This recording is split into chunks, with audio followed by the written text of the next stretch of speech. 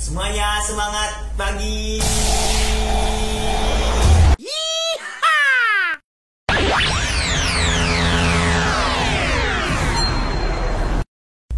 Oke teman-teman, sesuai dengan intro tadi, jadi video ini digunakan untuk sosialisasi program KKN. Kenapa? Karena ketika dulu aku masih SD, aku punya hutang budi pernah melihat poster bidik misi di belakang rumah, di jalan belakang rumah. Dan di saat itu aku berpikir, apa aku bisa terus berkuliah sampai perguruan tinggi jika melihat kondisi ekonomi keuangan keluarga.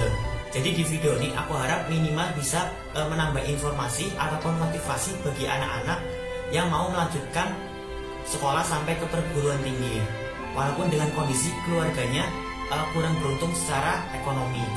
Seperti penulis buku ini, dia sudah memiliki cita-cita berkuliah ke luar negeri sejak kelas 2 SD hingga sekarang mendapatkan beasiswa full di Jepang. Mantap jiwa. Berbicara soal bidik misi, mulai tahun 2020 program ini berganti nama menjadi KIP Kuliah. Nah, sebelum ini aku udah buat polling kecil-kecilan lewat Instagram, lewat teman-teman aku, dan hasilnya 67% belum mengetahui apa sih perbedaan antara KIP Kuliah dengan bidik misi. Oke, jadi aku bakal jelaskan di sini dari awal.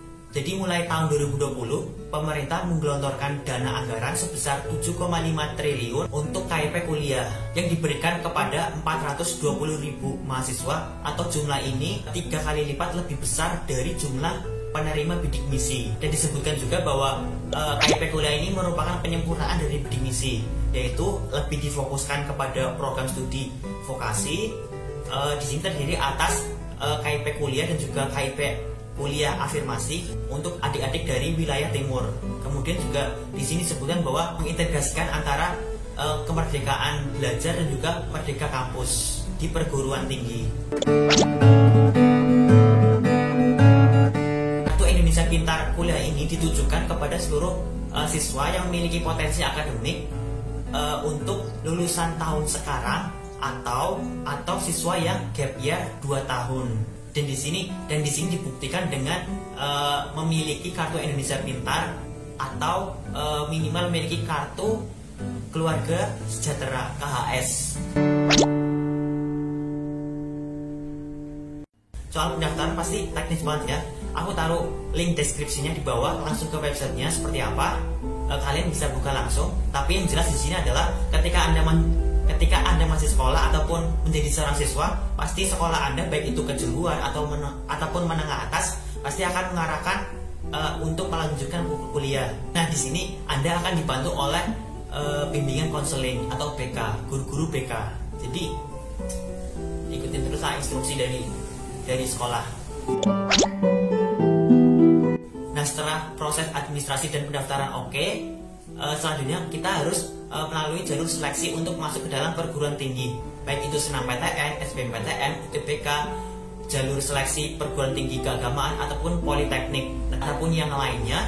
Yang perlu dipahami di sini adalah aku sebagai bagian dari ekonomi menengah ke bawah harus banget menghindari jalur seleksi mandiri perguruan tinggi. Kenapa? Karena per tahun ini di informasi yang aku dapatkan, tidak semua perguruan tinggi memberikan kuota untuk penerima bidik misi ataupun penerima KIP Kuliah ini. Bersyukur kalaupun ada itu pasti kuotanya lebih sedikit. Jadi sebisa mungkin berjuang di jalur nasional. Oke? Jika Anda lolos dalam seleksi perguruan tinggi, maka langkah selanjutnya adalah melakukan registrasi dan juga verifikasi. Nah, kemudian dari perguruan tinggi tersebut memiliki hak dari kuota yang dimilikinya, apakah Anda benar-benar layak untuk menerima bantuan pendidikan atau tidak. Nah, ini yang menjadi permasalahan bagi anak-anak desa yang ingin berkuliah. Biasanya kita tidak ingin memberatkan adik-adik kita ataupun orang tua kita, entah itu bekerja ataupun tidak. Nah, di sini KIP Kuliah memberikan 2 bantuan utama, yaitu yang pertama dibebaskan uang kuliah tunggal ataupun UKT setiap semesternya. Kedua adalah biaya hidup ataupun living cost sebesar Rp700.000 per bulannya. Mas, apakah 700.000 itu cukup? Sangat cukup. Tapi itu kembali lagi sih ke gaya hidup dari masing-masing dari diri kita. Kalau aku jujur masih bisa nabung untuk dari biaya bantuan ini. Dan bahkan ketika awal masuk mahasiswa baru, aku ada tabungan 1 juta rupiah. Nah di situ aku gunakan untuk biaya hidup sebelum sambil menunggu biaya siswa bidik misi aku cair. Nah 1 juta itu aku bisa gunakan untuk 2 bulan.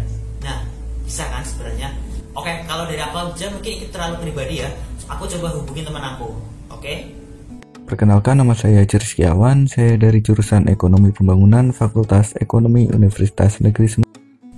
Apakah biaya hidup 700.000 rupiah itu cukup? Nah, berbicara mengenai cukup atau tidaknya uang sebesar 700.000 untuk memenuhi kebutuhan hidup kita selama 1 bulan, tentu itu kembali lagi kepada gaya hidup kita masing-masing. Jika kita mampu tetap hidup sederhana, tidak glamor ya atau mewah, tentu uang sebesar 700.000 itu sangat-sangat cukup untuk membiayai hidup selama 1 bulan. Bukan untuk makan dan minum saja, tapi juga cukup untuk biaya sewa kos atau bayar kos selama 1 bulan tersebut.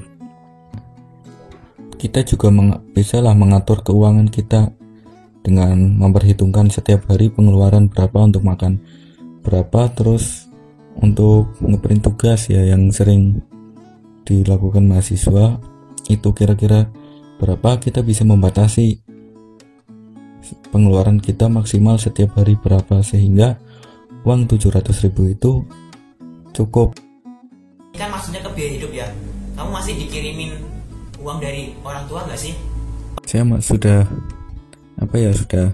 jarang lah, paling ketika ada kejadian insidental yang memang diharuskan untuk menguras